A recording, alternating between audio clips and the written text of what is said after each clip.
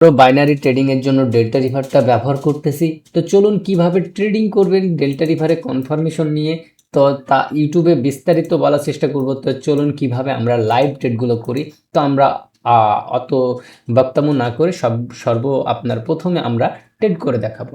তো আমি আইকা অপশন নিয়ে নিয়েছি, সাথে ডেল্টা রিভার, এবং ডেল্টা রিভারের সাথে আমি দুটো পেয়ার নিয়েছি, ইউরো ইউএসডি, জিবিপি ইউএসডি। তো চলুন আমরা কনফার্মেশন পেলেই চলে যাব। তবে খুব সুন্দর কনফার্মেশন চলে আসতেছে, মার্কেটে লেভেল তৈরি করে ফেলতেছে, সাথে একটা গান শোনাইছি। তো সুন্দরভাবে গানের সাথে সাথে আমরা লেভেলটা পেয়ে গেছি। তো পরবর্তী উড়াধুরা ট্রেড হয়ে যাবে। তো এই ট্রেডের জিবিপি ইউএসডিতে চলে যাব, এই ট্রেডের কোনো মাপ নাই। তো চলুন আমরা ধপ করে ট্রেডটা নিয়ে নিই। তো আমাকে আরও কনফার্মেশন দিক মার্কেট, কে কত সুন্দর কনফার্মেশন, কিন্তু আপে পড়ে গেছে, মার্জিনটা পাই নাই। তো নো প্রবলেম, আমরা একটা ট্রেডই করে থাকি, কিন্তু কখনো এটা লস হবে না, এটা আমরা জানি, কারণ লেভেলটা স্ট্রং। কোন লেভেল স্ট্রং, কিভাবে স্ট্রং লেভেল সেটা ধরেছে কিভাবে, সেটা আমরা আমার স্টুডেন্ট অতঃপর আমি জানি। তো এখানে রেড হচ্ছে, এগুলো ফেক মুভ দিবে, এগুলো মেনে নিতে হবে। মার্কেটে থাকতে হলে অবশ্যই এগুলো মেনে নিতে হবে, কারণ বাইনারিতে ম্যানিপুলেশন করবে, রিয়াকশনগুলো ফেক দিবে, যেন আপনার মুভমেন্টটা কি আপনি যেন সঠিকভাবে আয়ত্ত না করতে পারেন।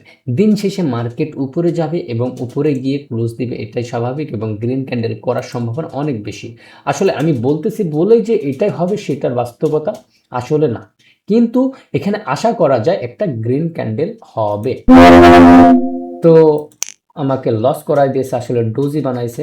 তো দেখা যাক মার্কেট আমাকে আর অপরচুনিটি দেয় কিনা। বায়ার উইক, তো আসলে এখানে দুঃখজনক বিষয়, আমার একটু মার্জিন থাকলে উইন হয়ে যেত। আচ্ছা, এখন বিষয় হচ্ছে এখানে লস হয়েছে, এটা স্বাভাবিক, মেনে নিতে হবে, কারণ আমার এখানে একটা ডোজি ক্যান্ডেল তৈরি করে দিয়েছে।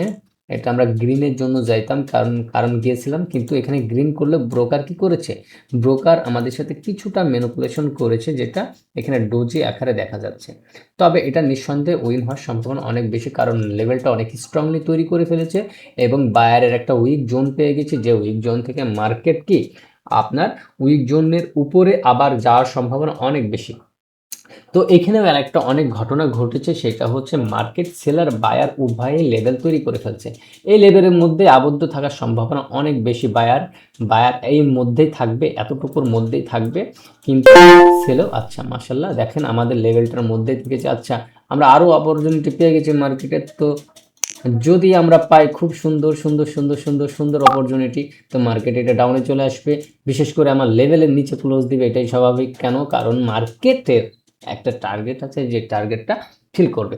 মার্কেট সেলার কত দূর আসবে, মার্কেটে সেলার আসবে এতটুকু, মার্কেটে সেলার এটুকুর মধ্যে আবদ্ধ থাকার সম্ভাবনা।